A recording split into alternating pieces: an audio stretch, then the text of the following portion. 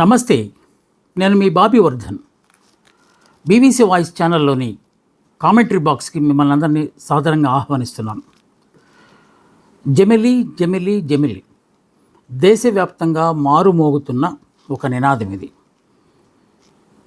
కేంద్రంలో పాలన చేస్తున్న ఎన్డీఏ ఒక విధానంగా తీసుకున్న అంశం ఇది.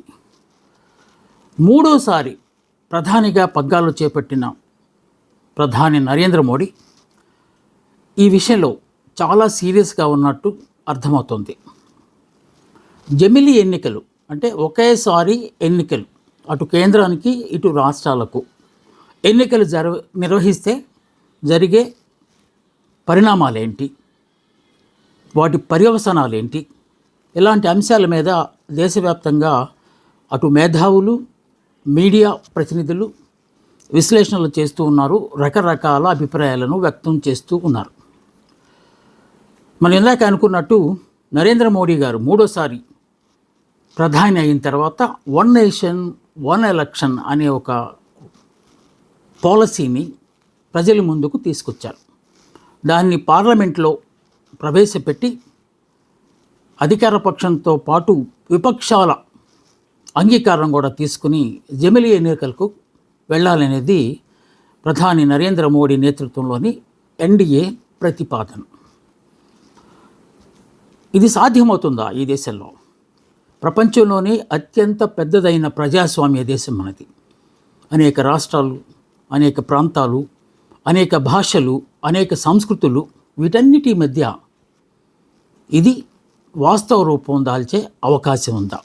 అసలు ఏమిటి ఈ జమిలి ఎన్నికలు? ప్రపంచంలో ఇంకెక్కడైనా ఉన్నాయా అనే అంశాన్ని మనం కూలంకషంగా పరిశీలించి ఆ తర్వాత మన దేశంలో ఈ ఎన్నికలు నిర్వహించడానికి సాధ్యాసాధ్యాలను కూడా విశ్లేషించే ప్రయత్నం చేద్దాం. ప్రధాని నరేంద్ర మోడీ తాను అనుకున్నది చేయాలని భావించే వ్యక్తి. ఆయన మనస్తత్వం అలాగే. ఏదైనా అనుకున్నారంటే దాన్ని తప్పనిసరిగా సాధించాలి అనే పట్టుదలతో ముందుకెళ్తూ ఉంటారు. తన స్నేహితులు, సన్నిహితులు నరేంద్ర మోడీకి అమిత్ షా గారు కూడా అదే పట్టుదలతో ఉన్నారు. మిగతా సీనియర్ మంత్రులు కూడా ఎలాగైనా సరే ఈసారి జమిలి ఎన్నికలకు ప్రతిపాదన చేయాలి, పార్లమెంట్లో దాన్ని ప్రవేశపెట్టాలి, ఆమోదం కూడా పొందాలి అని చకచక పావులు కదుపుతున్నారు. గతంలో రెండోసారి ప్రధాని అయినప్పుడు నరేంద్ర మోడీ ఈ అంశానికి అంకురార్పణ చేశారు.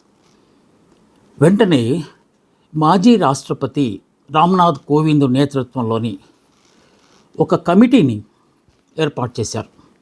జమిలి ఎన్నికల నిర్వహణ మన దేశంలో సాధ్యాసాధ్యాలకు సంబంధించిన అంశాలను మరి ఏళ్ళు పూలు తీసుకోకుండా సాధ్యమైనంత తొందరలో నివేదిక సమర్పించమని ఆ కమిటీని ఆదేశించారు నరేంద్ర మోడీ. వెంటనే రంగంలోకి దిగిపోయారు రామ్నాథ్ కోవింద్. మన రాజకీయ పార్టీల్లో దాదాపు మనకి 47 political parties, recognised political parties ఉంటే వాటిని సంప్రదించారు.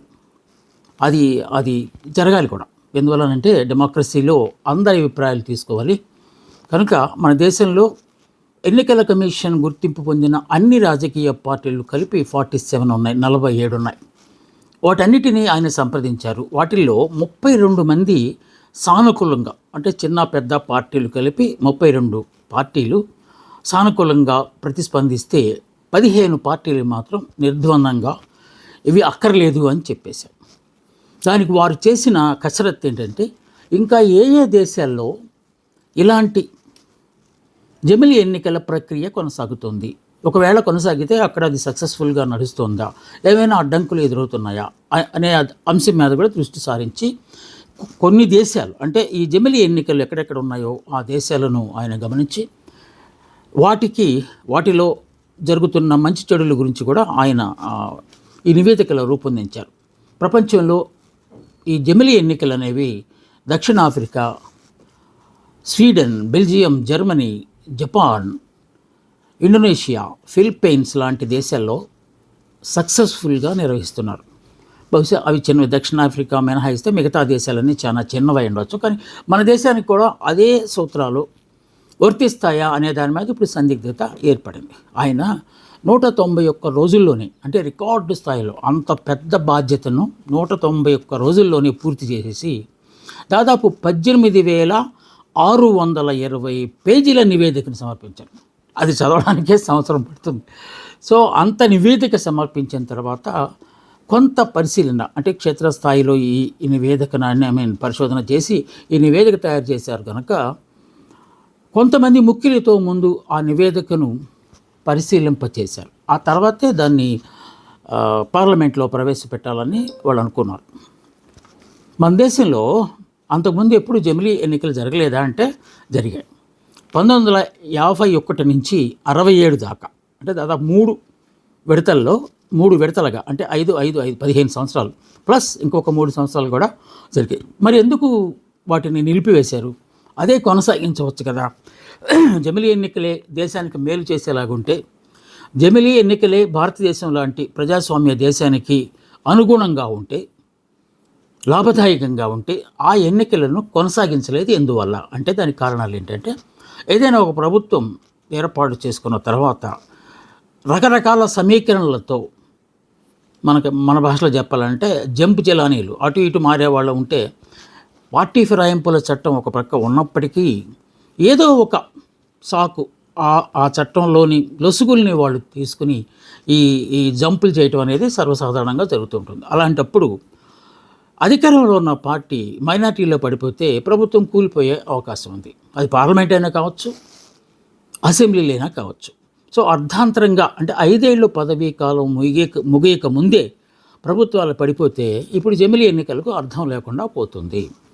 ఏకకాలంలో అటు కేంద్రానికి ఇటు రాష్ట్రాలకు ఎన్నికలు నిర్వహించాలనే ఈ ప్రతిపాదన ఇలాంటి సమయాల్లో అడ్డంకిగా మారిపోతుంది. అందువల్ల దీన్ని ఇంకా కూలంకషంగా చర్చించి అన్ని పార్టీలను సంప్రదించి దేశంలో కూడా అనేక వర్గాలతో సంప్రదింపులు చేసి అప్పుడు దీన్ని అమల్లోకి తీసుకురావాలనే ఒక ప్రతిపాదన కూడా ముందుకొచ్చింది. అందువల్లనే ఇప్పుడు జరుగుతున్న పార్లమెంట్ సమావేశాల్లో దీన్ని ప్రవేశపెట్టారు.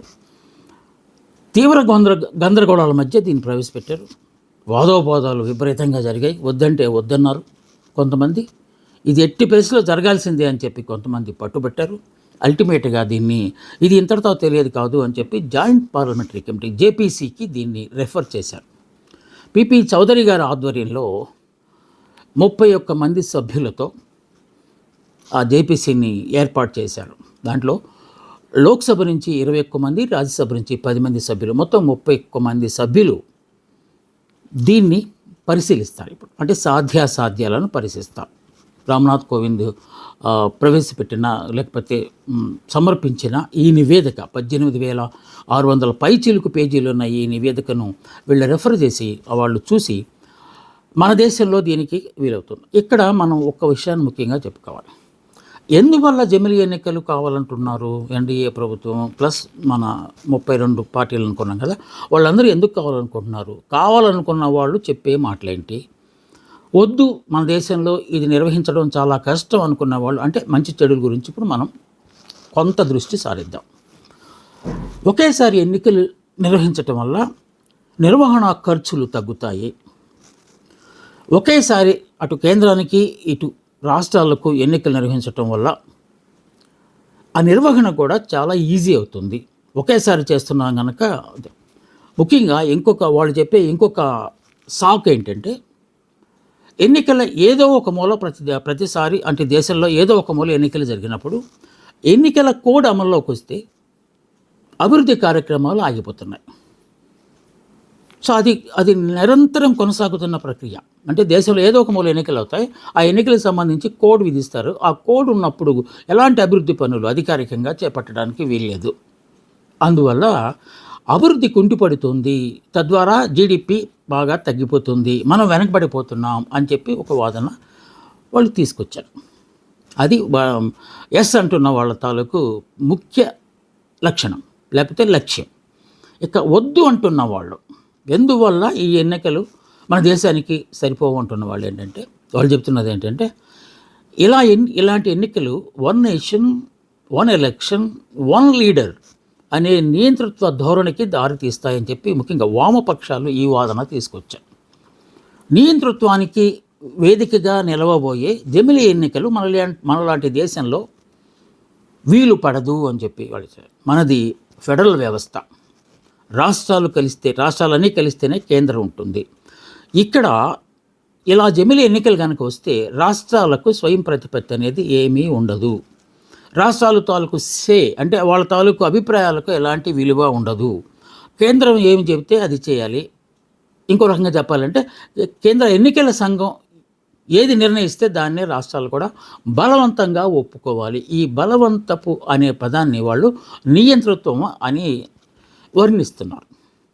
కాస్తంత దీనిలో వాస్తవం ఉందనే అనిపిస్తోంది. ఎందుకంటే మనది ఫెడరల్ వ్యవస్థ అంటున్నాము, అందులో కాంబినేషన్ ఆఫ్ ఆల్ స్టేట్స్ అనేది తప్పనిసరిగా అటు కేంద్రము ఇటు రాష్ట్రాలు కలిస్తేనే ఈ దేశం పురోభివృద్ధి సాధిస్తుంది అని చెప్పి అందరూ అంగీకరిస్తున్న తరుణంలో ఇది ఈ ఫెడరల్ వ్యవస్థ స్ఫూర్తికి విఘాతం కలిగిస్తుంది అని చెప్పి వీళ్ళు వాదన చేస్తున్నారు. ఇంకొక పెద్ద వాదన ఏంటంటే 2-3 రాష్ట్రాల్లో ఎన్నికలు జరిగినప్పుడే ఒకే విడతలో ఎన్నికలు నిర్వహించలేని ఎలక్షన్ కమిషన్ ఒకేసారి దేశం మొత్తానికి రాష్ట్రాలన్నిటికీ ఎలా నిర్వహిస్తుంది? ఈ మధ్య జరిగిన మహారాష్ట్ర ఇలాంటి చోట్ల 3 సార్లు 4 విడతలు 5 విడతలు కొన్ని చోట్ల కూడా జరిగినాయి.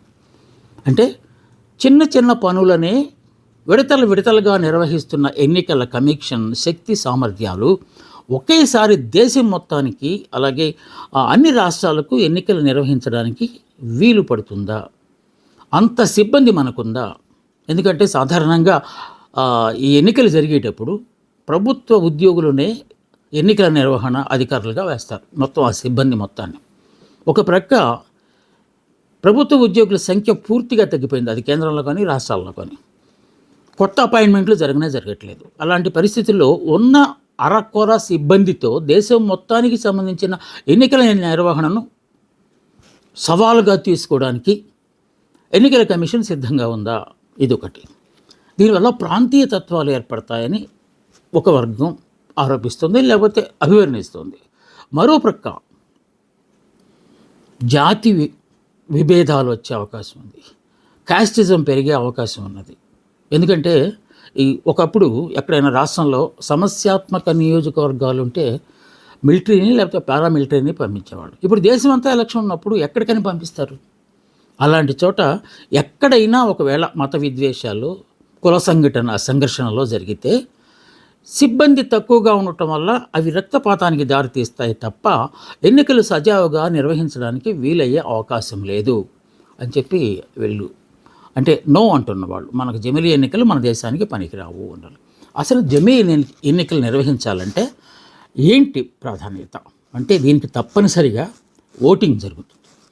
ఈ బిల్లు ఆమోదం పొందాలంటే, జమిలీ ఎన్నికల బిల్లు ఆమోదం పొందాలంటే 2/3 పార్లమెంట్లో ఉన్న సంఖ్యలో 2/3 సభ్యులు దీనికి అంగీకారం తెలపాలి, ఎస్ అని చెప్పాలి, అప్పుడే అవుతుంది. అది ఇప్పుడున్న పరిస్థితుల్లో ఎన్డీఏ బలాబలాలను కనుక మనం పరిశీలిస్తే అది ఇప్పుడున్న పరిస్థితుల్లో సాధ్యమవుతుందా అంటే సాధ్యమవ్వదు. ఎందువలనంటే లోక్సభలో ఎన్డీఏకి 542 మొత్తం సీట్లుంటే లోక్సభలో ఎన్డీఏకి 293 ఉన్నాయి. అలాగే రాజ్యసభలో 243 ఉంటే ఎన్డీఏకి 122 ఉన్నాయి. మొత్తం కలిపి 415. కానీ కావాల్సింది 483. ఆ బిల్లు నెగ్గాలంటే 483 కావాలి. కానీ ఎన్డీఏ బలం ఎంత ఉంది? 415 మాత్రమే ఉంది. ఇంకా వ్యత్యాసం ఎంత ఉంది? 68 వ్యత్యాసం ఉన్నది. 1 కాదు 2 కాదు 68. ఒక 5-6 అయితే ఎలాగో అటు ఇటు జంప్ అటు వాళ్ళు ఇటు జంప్ చేస్తారనుకోవచ్చు. కానీ 68 మంది సభ్యుల అంగీకారం తెలిస్తే తప్ప ఈ బిల్లు ఆమోదం పొందడానికి ఆస్కారం లేదు.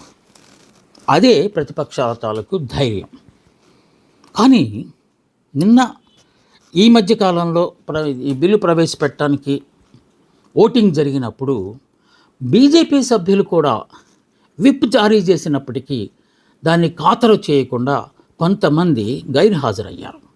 అంటే ఎన్డీఏలో కూడా, అంటే ముఖ్యంగా బీజేపీలో కూడా కొంతమందికి ఈ జమిలీ ఎన్నికల ప్రక్రియ ఇష్టం లేదని ఇక్కడ స్పష్టంగా అర్థమవుతుంది. ఈ 68కి తోడు అలాంటి వాళ్ళు ఇంకొక 40 మంది ఉంటే మోర్ దెన్ 100 వ్యత్యాసం ఉంటుంది కనుక ఎట్టి పరిస్థితుల్లో ఈ బిల్లు ఓకే అయ్యే అవకాశం, అంగీకారం వచ్చే అవకాశం లేనట్టు అనిపిస్తుంది. ఒకవేళ లోక్సభలో ఎలాగైనా దీన్ని మేనేజ్ చేసి ఓకే చేస్తే రాజ్యసభలో తప్పనిసరిగా వీగిపోయే అవకాశం ఉంది. అందుకే ఏం చేస్తారు, జాయింట్ పార్లమెంటరీ ఓటింగ్ నిర్వహిస్తారు. అటు లోక్సభ ఇటు రాజ్యసభ రెండింటిని కలిపి అప్పుడు ఓటింగ్. అయినా సరే 68 మనం ఎందాక అనుకున్నట్టు వ్యత్యాసం ఉంది. ఇంకా కొంతమంది అయిష్టంగా ఉండి దాన్ని ఏమంటారు, మనస్సాక్షి ప్రకారం నేను ఓటేసాను అనుకున్న వాళ్ళు కొంతమంది ఉంటే దాదాపు 100 వ్యత్యాసం వచ్చే ఆస్కారం ఉన్నది. ఇక మన రాష్ట్రానికి సంబంధించి వైఎస్ఆర్ కాంగ్రెస్ ఇప్పటి నుంచే సంబరాలు చేసుకుంటూ ఉంది. ఎందువలనంటే జమిలీ ఎన్నికలు చాలా ముందుగా వస్తాయి, 2027 కల్లా వచ్చేస్తాయి, అందరూ సిద్ధంగా ఉండండి అని చెప్పి జగన్మోహన్ రెడ్డి తన పార్టీ కార్యకర్తలను, నాయకులను సంసిద్ధం చేస్తున్నారు. ప్రాంతాల వారీగా సమావేశాలు నిర్వహించి మనం వచ్చేస్తామనే భరోసా వాళ్ళలో నింపుతున్నారు. కానీ టీడీపీ అధినేత, కూటమి నేత మాత్రం తప్పనిసరిగా ఇవి 2029లోనే వస్తాయి అని ఘంటాపథంగా చెప్తున్నారు. మీరేమి భయాందోళన చెందనక్కర్లేదు, మనం పూర్తి 5 సంవత్సరాల కాలాన్ని మనం పూర్తి చేస్తామని చెప్పి ఆయన భరోసా. ఇది మన రాష్ట్రానికి సంబంధించి. మిగతా రాష్ట్రాల్లో కూడా ఇలాంటి వాదోపవాదాలు జరుగుతూనే ఉన్నాయి. సో ఈ వ్యత్యాసం 2/3 మెజారిటీ కావాల్సిన వ్యత్యాసాన్ని భారతీయ జనతా పార్టీ ఎలా భర్తీ చేయగలదు, ఎలా సాధిస్తుంది? సో వారికి గతంలో ఉన్న దాని ప్రకారం ప్రభుత్వాలని కూలదోసి ఎలాగైనా తీసుకురావటం, అవతల వాళ్ళని యువతలకు లాక్కునే ప్రయత్నాలు, లేకపోతే కేసులు భయాలు పెట్టి కొంతమందిని మనసు మార్చి ఇటుపక్క తీసుకురావటం అనే ఒక సాంప్రదాయం, అలవాటు వాళ్ళకు వస్తున్నప్పటికీ ఈ విషయంలో మాత్రం అది సాధ్యమయ్యే పని కాదేమో అనేది చాలామంది విజ్ఞుల తాలూకు అభిప్రాయం. ఇంకొక ప్రధానమైన సమస్య కులగణన, సెన్సస్. జనాభా లెక్కలు ఈపాటికే ప్రారంభం కావాలి. జనాభా లెక్కలు తేలందే ఈ జమిలీ ఎన్నికలను నిర్వహించడానికి కష్టమవుతుంది. అలాగే ఇంకో పక్క క్యాస్ట్ సెన్సస్ కూడా జరుగుతున్నాయి. మన రాష్ట్రంలో, ప్రక్కన రాష్ట్రంలో కూడా కులగణన జరుగుతుంది. దేశవ్యాప్తంగా కూడా కులగణన జరగాలని చెప్పి కాంగ్రెస్ ఒక పక్క పట్టుబడుతుంది. దానికి ఏదో ఒక అపవాదేసి కాంగ్రెస్ మీద ఎన్డీఏ వాళ్ళు తప్పుకోవాలని చూస్తున్నారు. కానీ కొన్ని రాష్ట్రాలు మాత్రం ఇప్పటికే కులగణన ప్రారంభించాయి. ఇప్పుడు రాజ్యసభ సభ్యుడిగా వెళ్ళిన ఆర్ కృష్ణయ్య దీన్ని ఎక్కువగా పట్టుబట్టే ఆస్కారం ఉన్నది. ఆయన మొదటి నుంచి బీసీల జనాభా దామాషా ప్రకారమే రిజర్వేషన్లో ఉండాలి అని ఒక పట్టుబడుతున్నారు కనుక క్యాస్ట్ సెన్సస్ తప్పనిసరిగా చేయాలి అని ఆయన పట్టుబట్టే ఆస్కారం ఉంది. సో ఈ రెండు జనాభా లెక్కలు అలాగే క్యాస్ట్ సెన్సస్ కూడా జరగాల్సిన ఆస్కారం. ఇవి కాక రాజ్యాంగంలో చాలా సంస్కరణలు చేయాల్సి ఉంది. అలాగే ఎన్నికల కమిషన్ను కూడా సంస్కరించాల్సిన ఆస్కారం ఉన్నది. ఇప్పటికే రాజ్యాంగాన్ని చాలాసార్లు మనం మార్చేసాం, రకరకాల అవసరాల రీత్యా మార్చేసాం. ఇప్పుడు మనకి ఇక్కడికి వచ్చేసరికి 1951 నాటి ప్రజా ప్రాతినిధ్య చట్టం, దాని ప్రకారమే ఎన్నికల్లో ఎవరెవరు పోటీ చేయొచ్చు, వాళ్ళకి ఏం అర్హతలు ఉండాలి, మొత్తం దాంట్లో ప్రస్తావించారు. ఒక వ్యక్తికి ఎన్నికల్లో పోటీ చేయడానికి ఏమేమి అర్హతలు ఉండాలి అనే అంశాలను ప్రస్తావించిందే ఈ ప్రజా ప్రాతినిధ్య చట్టం. అది 1951, అంటే ఫస్ట్ ఎన్నికలు జరిగినప్పుడు. దీనికి రాజ్యాంగ సవరణ చేయాలి. అలాగే ఎన్నికల కమిషన్, ఇప్పుడున్న ఎన్నికల కమిషన్కి 2 కమిషనర్లు, ఒక చీఫ్ ఎలక్షన్ కమిషనర్ ఉంటాడు. అంటే అది పని ఎక్కువగా ఉంటుంది కనుక షేర్ చేసుకోవడానికి ఇలా 3 అనే సభ్యులు అనే కాన్సెప్ట్ని తీసుకొచ్చారు. సో ఇప్పుడు వాళ్ళు చేస్తుందంటే ఎన్నికల నోటిఫికేషన్ ఇవ్వటం, అప్లికేషన్లు అంటే దరఖాస్తులు ఆహ్వానించటం, పరిశీలించటం, ఆఖరి రోజు ఇవ్వటం, జాబితాను అది కొంతమంది డిస్క్వాలిఫై చేయటం, అదంతా తాతంగం ఇప్పుడు చేస్తున్నది. శేషన్ గారు ఎలక్షన్ కమిషనర్గా ఉన్నప్పుడు కొన్ని సంస్కరణలు తీసుకొచ్చారు. ఇది క్రిమినల్ బ్యాక్గ్రౌండ్ ఉన్న వాళ్ళు రాకూడదు, లేకపోతే ఎలక్షన్ జరిగినప్పుడు ఇంత మాత్రమే ఖర్చు పెట్టాలి, పార్లమెంట్కి అయితే ఇన్ని లక్షలు, లేకపోతే అసెంబ్లీకి అయితే ఇన్ని లక్షలు అని చెప్పి వారు కొన్ని సంస్కరణలు చేశారు. కాకపోతే మున్సిపల్ కార్పొరేషన్ ఎన్నికల్లో కూడా కార్పొరేటరు 10 కోట్లు ఖర్చు పెట్టింది ఎన్నికలు జరగని ఒక కాస్ట్లీ ఎఫ్ఐఆర్ అయిపోయింది ఎలక్షన్ నిర్వహణ అనేది దేశంలో. ఎన్డీఏ ప్రభుత్వం జమిలీ ఎన్నికలు తీసుకురావడానికి ఒకానొక ప్రధానమైన కారణం ఏం చెప్తుందంటే ఖర్చు ఎక్కువైపోతుంది, అందువల్ల దీనివల్ల ఖర్చు తగ్గుతుంది. కానీ ఎలా తగ్గుతుంది? అదే నిర్వహణ కదా.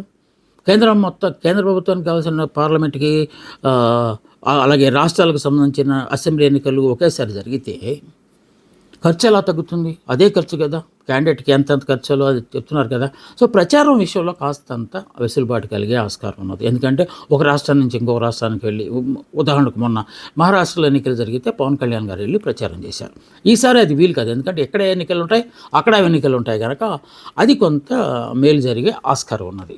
కానీ ఇలాంటి ఈ సవరణలు, రాజ్యాంగ సవరణలు జరగకుండా ఇంకొకటి ఉన్నది, ఇంకో సవరణ కూడా చేయాల్సి వస్తుంది. అంటే చాలా సవరణలు చేయాలి. కొన్ని ముఖ్యమైన వాటి గురించి మనం, ఒకటి ప్రజాప్రాతినిధ్య చట్టం, 2 ఎలక్షన్ కమిషన్కు సంబంధించి విధి విధానాలను సవరించే చట్టం, ఇంకొకటి రాజ్యసభ లోక్సభకు ఎప్పటి నుంచి కాల పరిమితిని నిర్ణయించాలి, అది రాష్ట్రపతి ఆమోద ముద్ర పొందాల్సి ఉంది. ఇవన్నీ అయ్యేసరికి ఎంత టైం పడుతుంది?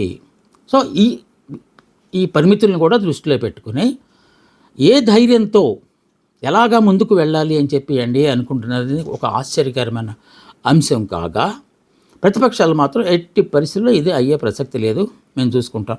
జేపీసీలో కూడా కొంచెం గట్టి వాళ్ళను వేశారు. కాంగ్రెస్ తరఫున ప్రియాంక గాంధీ, ఆవిడ అప్పుడే రెబల్గా తయారైపోయారు.